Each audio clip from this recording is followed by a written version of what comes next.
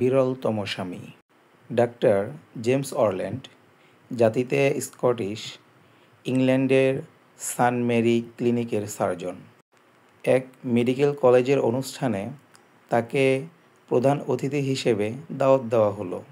সেখানে ভাষণ শেষে প্রশ্নোত্তর পর্বে তাকে প্রশ্ন করা হলো, আপনার ডাক্তারি জীবনের স্মরণীয় একটা ঘটনা বলুন তো। আমি মাসে একবার ভারতে যাই। হায়দ্রাবাদের একটা মেডিকেল কলেজে ক্লাস নিতে হয়। একটা চেম্বারেও বসি। একদিন সকালের সেশনে চেম্বারে বসে আছি। রোগীদের প্রচণ্ড ভিড়, বিশাল লাইন। আবার একটা জরুরি অপারেশনও করতে হবে। একজন বৃদ্ধ লোকের ভাঙ্গা হাতকে জোড়া লাগাতে হবে। বৃদ্ধ লোকটার বয়স ৮০ ছুঁই ছুঁই করছে। লোকটার নাম সুলেমান শেখ। এত বয়স হয়ে গেছে, কিন্তু কথাবার্তা ও নড়াচড়ায় বেশ টনটনে, ছটফটে। চেম্বারে এসেই আমাকে বলল, স্যার, হাতের অপারেশনটা সারতে কি খুব বেশি সময় লাগবে? আমার এক জায়গায় যেতে হবে।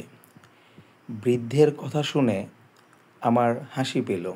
যেখানে আমার চেম্বারে সিরিয়াল পেতে কয়েক মাস অপেক্ষা করতে হয়, সেখানে বৃদ্ধ আসতে না আসতেই চলে যেতে চাচ্ছে। আমি কৌতুক করে জানতে চাইলাম, এত তাড়াহুড়ো কেন? বড় কোনো অফিসারের সাথে দেখা করতে যাবেন? না, এক পুনর্বাসন কেন্দ্রে যাব। ডাক্তার বললেন, সেখানে কে থাকেন? বৃদ্ধ বললেন, আমার স্ত্রী। ডাক্তার বললেন, তিনি কেন সেখানে?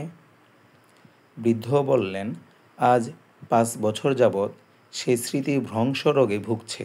সেজন্য তাকে সেখানে ভর্তি করানো হয়েছে।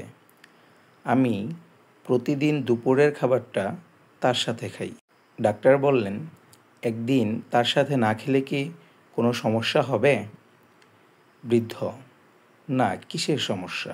সে তো ৫ বছর যাবৎ আমাকেও চিনতে পারে না। ডাক্তার বললেন, বলছেন কি?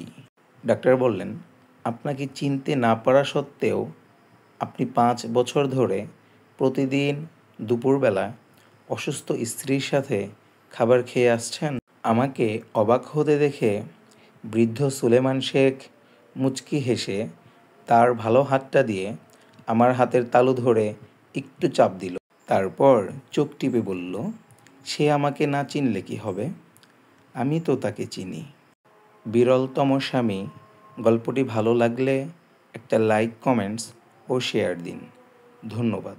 আসসালামু আলাইকুম ওয়া রাহমাতুল্লাহি ওয়া বারাকাতুহু।